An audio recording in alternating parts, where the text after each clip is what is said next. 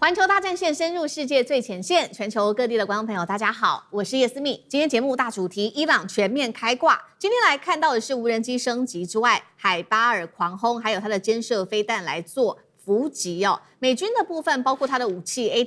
ATACMS、PRSM 都已经快速的耗尽了，包括了萨德跟爱国者，现在说也见底了。另外，今天也会来关心有关于荷姆兹海峡的收费站的方式，已经正式出炉了。这样的机制到底是如何来运作呢？今天我们会做深度的剖析。先欢迎在场来宾陈立伟、孙大千委员，大家好；时事评论员王尚志、尚志哥，思密好，观众大家好；资深媒体人彭华干、干哥，思密好，大家晚安。好，观众朋友，我们的环球大战线的这个会员频道已经成立了，欢迎观众朋友帮我们按下加入，就可以成为我们的战友。今天一样的节目一开始前，先帮我们节目按赞，并且分享，留言区写下思明我在哪一个城市收看，一样我会来亲自的做回复。现在来看到的是中东战局出现了一个惊人的反转，因为来自于美国的情报单位最新的研判，在这一场跟中东地区不同的战争，就是在这一场的俄乌战争了。俄军把乌克兰在这一场战争当中所学到的东西，大量的实战的经验，给他套到了伊朗的见证者无人机上面去了。那么他是怎么样来做的呢？乌克兰当时在跟俄罗斯在跟乌克兰打的时候，包括了乌克兰祭出它的电子干扰啊、防空拦截跟战场反制。现在呢，俄罗斯都把这一套东西给全面学起来了。怎么学呢？包括了说，每一次乌军来做干扰的时候，俄罗斯就会修正一次它的导航；每一次被防空系统击落的时候，俄军就会调整它的高度跟航线。那么每一次成功破防有关于这个防空网的时候，他就把这个经验复制到无人机上面。所以现在等于说这一套实际的作战系统，俄罗斯已经完全的都把它交给了伊朗，尤其是用在无人机上面的使用。大家以为说难道只有无人机吗？事实上，俄罗斯提供给伊朗的远远不止于如此而已，还包括提供给伊朗它的这个长程的打击能力，提供的就是这些目标的情报跟作战的经验等等。好，这个是来自于美方最新的消息。再来，我们看到伊朗还有透过飞弹继续的快速的攻击美军的前线基地，这当中包括了今天特别来看的海巴尔破坏者飞弹，射程大约是1000多公里，机动性非常的强，而且它的特点就是它可以利用卡车快速的移动部署发射，美以很难提前锁定到他们的发射阵地。再来就是它的末端的机动性非常的强，而且非常的快速，是让美国的防空系统几乎是没有办法把它拦截下来的。最后一个特点就是它的价格非常的低廉。刚刚讲的这一切都是伊朗在攻势上面的一个优势。现在来看到伊朗在守势上面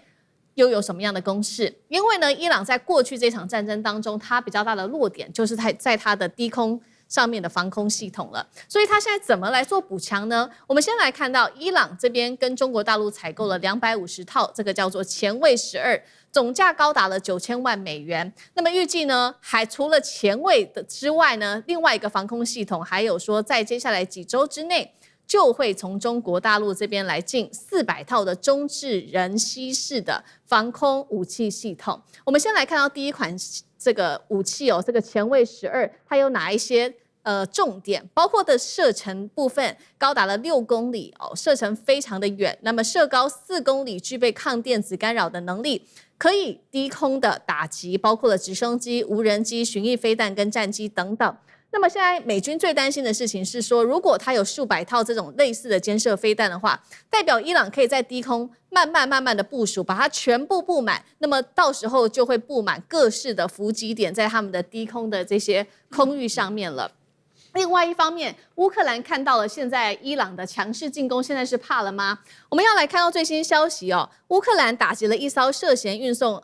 俄罗斯跟伊朗的军事物资的船只之后，伊朗就说好，没关系，你敢打是不是？那我就要来做报复了。结果没有想到乌克兰立刻是道歉，并且认错了。好，今天节目一开始先请教委员怎么看伊朗现在的攻击端有升级版的，刚刚我们特别提到了这个无人机，有俄罗斯交给他的这个无人机，还有俄方的情报机构，再来这一款海巴尔飞弹。那么在手势上面防守的守，则有中国制的这一种监射飞弹，补足在低空上面它过去的弱点。这些武力对于美军来说，接下来会构成多大的立体性威胁？委员怎么看？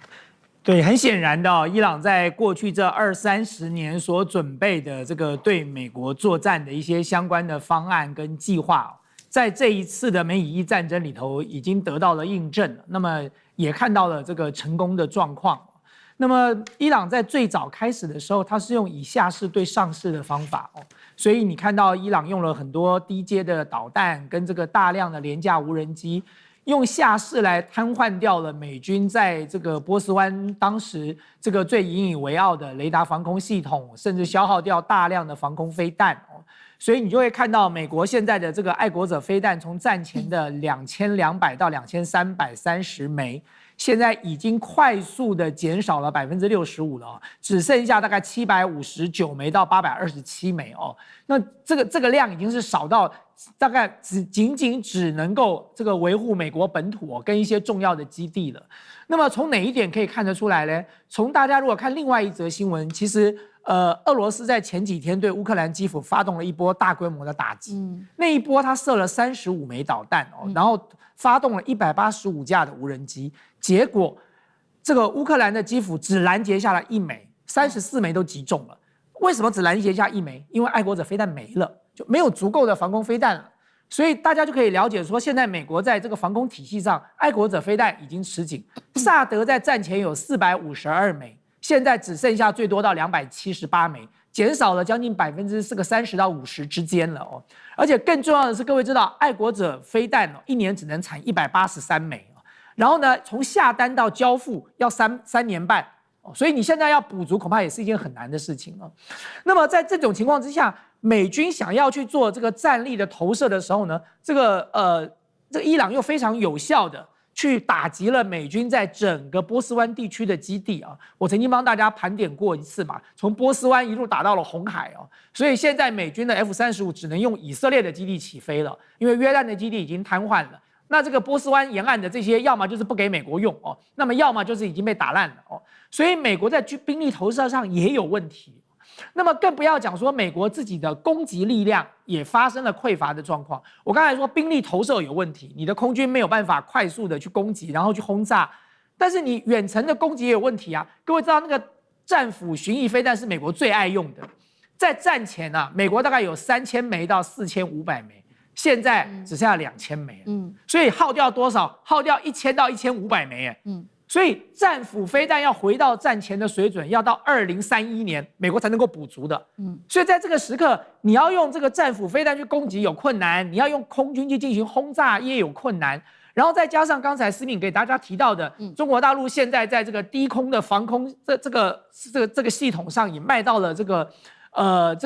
伊朗去，所以伊朗也补足了它低空防空的这个能力。所以在这种情况之下，现在美国的空军到伊朗上空去执行攻击和打击任务，是一个很冒险的行为那么也正因为如此，在这个战场里，美军现在已经几乎陷入了一个想不出任何办法的一个困境了，所以川普才会要求他的内阁各位说，有没有一些有创意的方法可以解决现在这个状况，可以尽快让伊朗来进行谈判。现在已经走到要有创意的方法了，各位就可以了解说，传统的作战的一些相关的手段，基本上川普已经都用尽了，所以现在美国对伊朗这场战争已经是束手无策了。好，对，特别是在美军的空优部分随着这个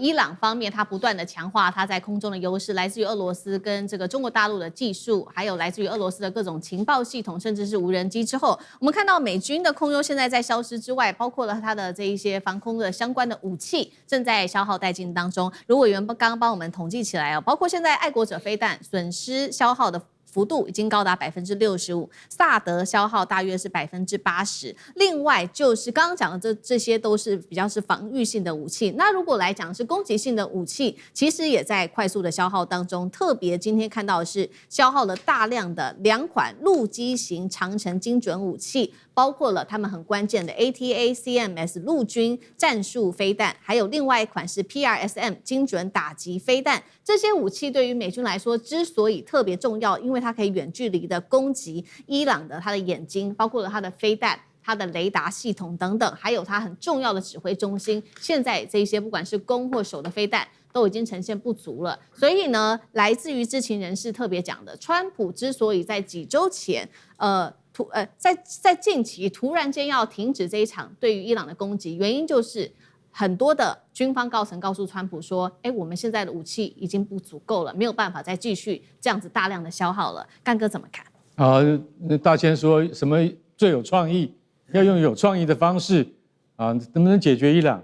那就派地面部队嘛，最有创意了，最原始、最有效。你行吗？你做得到吗？你要花多少钱？你要花多少兵力？你要冒多大的风险？因为地面入侵的话，那就是就实打实了啊！你要上了人家的岸的话，那你就要考虑到的层面可能会有几百项，而不是派飞机去。现在连派飞机都很危险的，为什么？因为伊朗的防空系统经过中国的加持以及俄罗斯的支援之后，你会发现进得去不一定能够出得来，所以现在就变得说，爱国者飞弹是很重要的。可是美国已经耗掉了65%，耗在哪里？耗在俄乌战场，因为俄乌战场用掉太多爱国者。乌克兰国防部到最后说不可以再用爱国者了，为什么？用爱国者这样的飞弹去拦截见证者136那种无人机，那简直是你就说我今天杀鸡要用牛刀，那我去拦这个低阶的无人机跟飞弹，我却要用非常高级的防空飞弹去拦，所以这样子永远不是一个划算的举动。那现在我们特别要讲到2种飞弹，就是大家很熟悉 ATA、CMS 陆军战术飞弹，是在俄乌战场上面大放异彩。乌克兰军方用了这飞弹之后非常满意，它的射程是300公里，然后乌克兰一直很想拿来打哪里？拿来打那个莫斯科，但是美国说绝对不可以打莫斯科。好，陆军战术飞弹因为在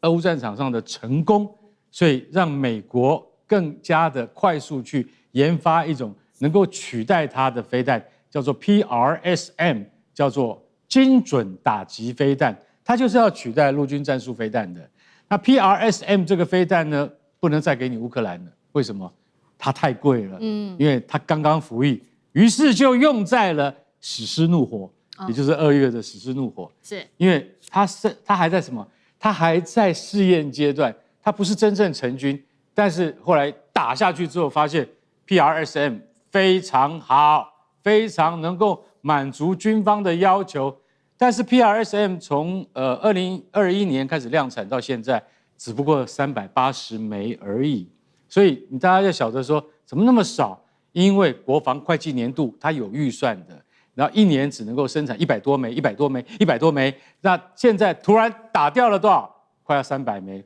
所以 PRSM 它甚至才刚刚成军，它就已经打掉了德黑兰非常多。据信哈米内伊就是他的那个前领导人，很可能就是被 PRSM 给打死的。所以在这种情况底下，根本就弹药是不够了。洛克希德马丁公司承诺完全要全面扩大生产线，但是实际上是做不来的。为什么？就算你现在有钱去建厂，但是你没有人去生产，这些都是环环相扣的问题。所以大家看到这边为止，你就会发现说，哦，原来美国现在面临这么大的问题。那刚刚也有提到，战斧飞弹，战斧巡弋飞弹，其实老实讲是美国，武器库里面最多的，也是最通用，也是数量，就是说最安全的。可是美国的后续生产没有跟上来，大家就晓得说，你一定要赶快跟上来。这些事情讲了都已经超过半年以上，可是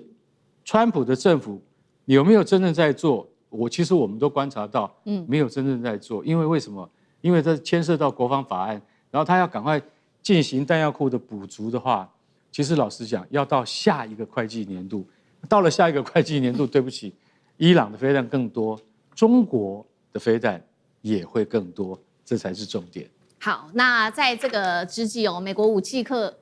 库缺乏之际，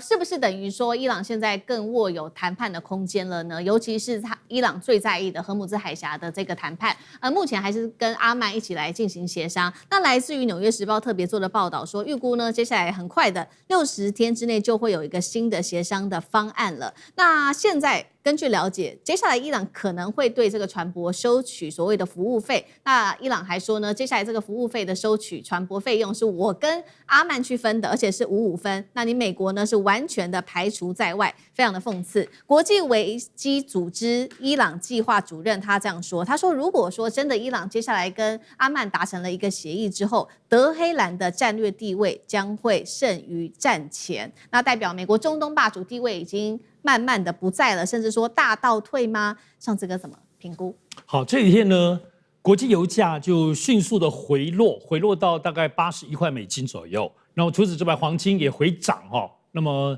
这个状况都是因为感觉起来这个消息就是荷姆兹海峡是不是要稳定可以通船的呢？这个消息最早其实是来自于美国财政部长贝森特。那贝森特在接受美国的一个媒体访问的时候，就问他说荷姆兹会不会开？就贝森特，大家可以去上网去看一下。贝森特说很快就会有一个具体开放的结果。你知道他整个过程结巴巴到一个难以想，然后之后就觉得他那个结巴巴，然后又说不确定等等的。但毕竟还是贝森特话一说，所以刚刚讲马上就油价就下跌了。然后马上美国当中就有媒体披露说，这个部分伊朗跟美国可能会谈到一个60天的自由航行的可能性。现在大概国际间来自于美国方面消息都这么说。好。但伊朗马上就说完全没这回事。现在唯独在进行的就是他们跟阿曼的谈判，但是现在有没有谈判继续到收钱啊？只是说会有一个新的航道，也就是说现在旧的航道可能会推翻，所以这个新的航道感觉起来他们表示谈的有点复杂一点，让外界不知所由啊。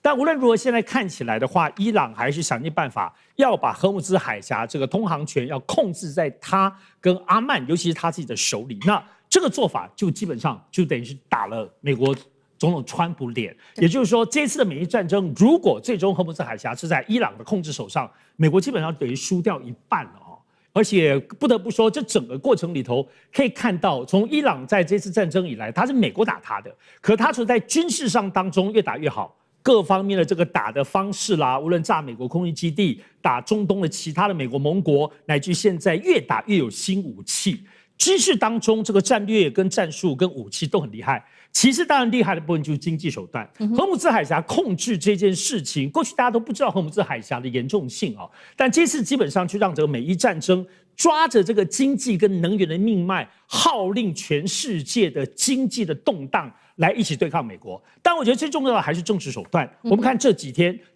除了这个美伊战争的这个零星炮火之外，伊朗在做什么事呢？他打电话给很多的国家，包括英国、包括乌克兰、包括保加利亚、阿塞拜然等等。那么这几天呢，其实就是包括英国、包括乌克兰都回话来跟他讲说，他们不会介入接下来美国最后川普的这个终极战争哦。所以你看看这个政治手段就不止在打仗而已，他用放狠话。你看